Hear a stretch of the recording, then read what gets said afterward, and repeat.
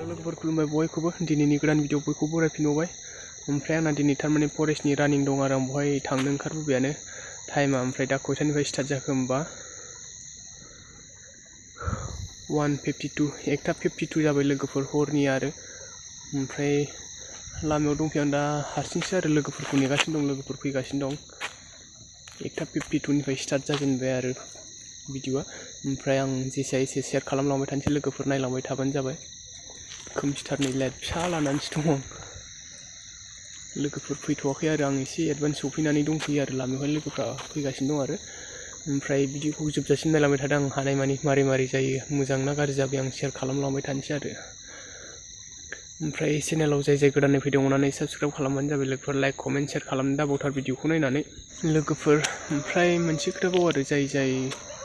खारैखांनानै मार्कआ नाम्बारा बेसे मोनखो आंनि लोगोफोर दंबा आरो कमेन्ट खालामनानै खोन्थाहर ओमफ्राय जाय जाय उनाव खारगोन मोजाङै खारबानो जाबाय आरो गोसो होनानै बेनिफ्राय आंबोथ' दा खारहैगोनसो नालाय नायनोसै आरो माबादि जादों दाख्लि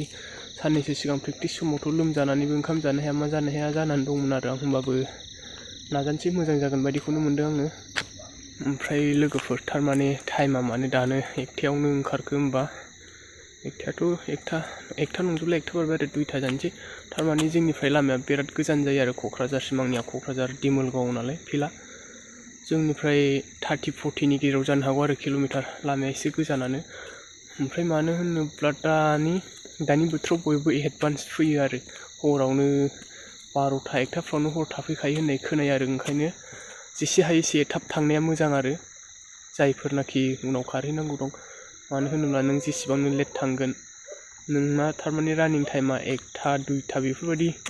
जिखुनु सानजौनानै बेबायदियाव मोनहैनो हागौ आरो होमबा नों मा हरनिफ्रायनो लाइन थानानै बेफोरबायदियावसो मोनहैबा ओंखाम उखैनानै जों लिलायखायो मेंखायो बेबायदि जायो आरो खारनो हाया मानो हाया जायो बेनिखायनो एसे एडभान्स थांनो हाखायोबा गावनिनो मोजां आरो जाहाथे फुंनि बिदिनो 8था 9था बेफोरनि टाइमनि गेजेराव खारनो मोनो आरो दा बेनोसै लोगोफोर ओमफ्राय आं शेयार खालामलांबाय थानोसै मारै जायो नायलांबाय थाबानो जाबाय आंजों लोगोसे भिडिअखौ जोबजासिम लोगोफोर नायफालांबाय थादो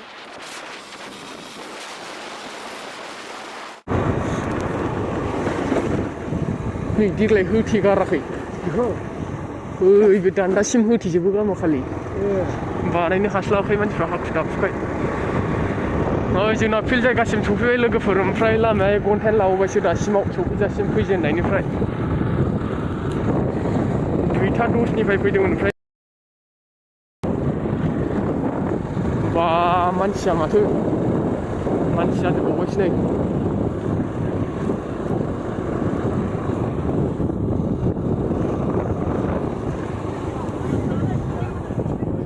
मानसिया मालाबानो बेल हो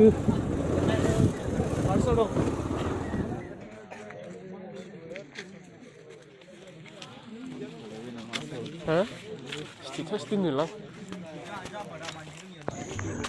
लोगोफोर जों बिनिफ्राय जायगासिम बा फिल्डसिम 3:15 सफैबायमोन आरो बिनिफ्राय जों सफैनायनि सिगां मानसिफ्रा खमैबो 200-200 जनसोआनो लाइन जानानै दंखायोमोन आरो एडभान्सनो बेनिफ्राय जोंथ' एसे उनावसो सफैनाय जाबाय लोगोफोर बेनिफ्राय हल बा रानिं खारनाय फिल्ड सिङावथ' जोंहा मबाइल फन इउज खालामनो मोना बेनिफ्राय आं जेसेबां हायो एसेबां नाजालांबाय थागोन आरो लोगोफोर नायलांबाय थाबानो जाबाय आरो आं हानायमानि खोन्थालांबाय थानो नाजानोसै नोंसोरनो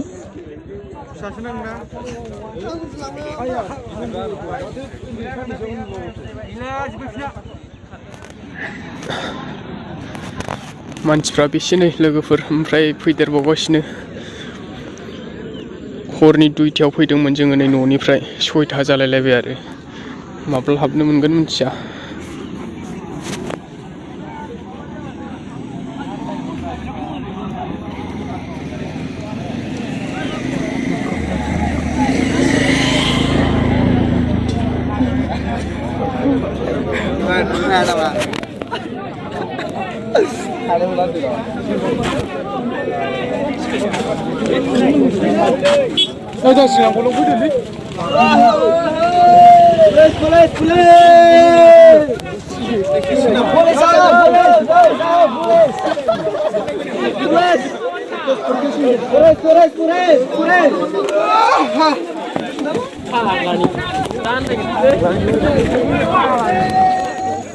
लोगोफोर बिनिफ्राय आंनिया थारमाने रानिंआ कमप्लिटलि गासिबो जोबजोब्बाय आरो बिनिफ्राय इसोरनि अननायाव खस्थ' मस्थ'यैबाबो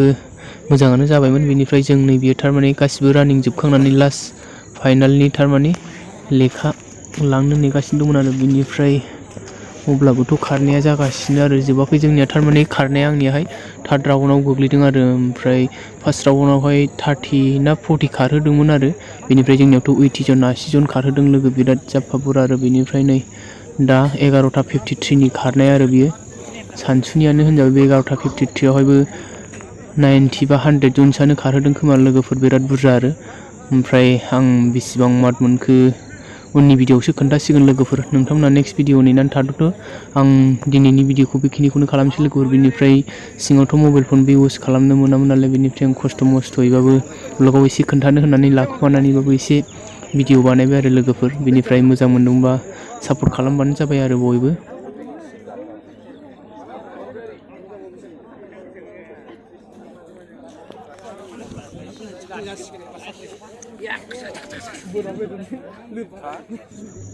लोगोफोर बिनिफ्राय आंना रानिंआ दा कमप्लिटलि जोबजोब्बाय आरो बिनिफ्राय रानिं जोबनानै दा न' फारसे थांनो फैफिनबायानो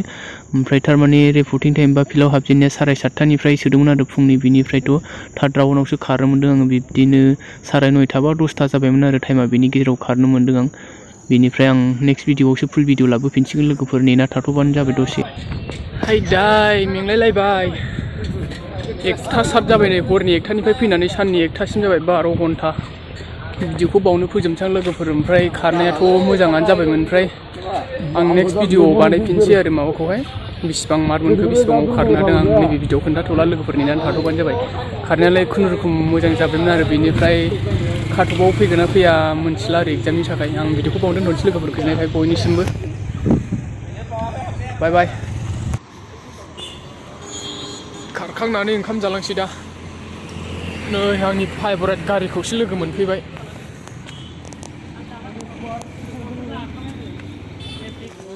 मोसौजों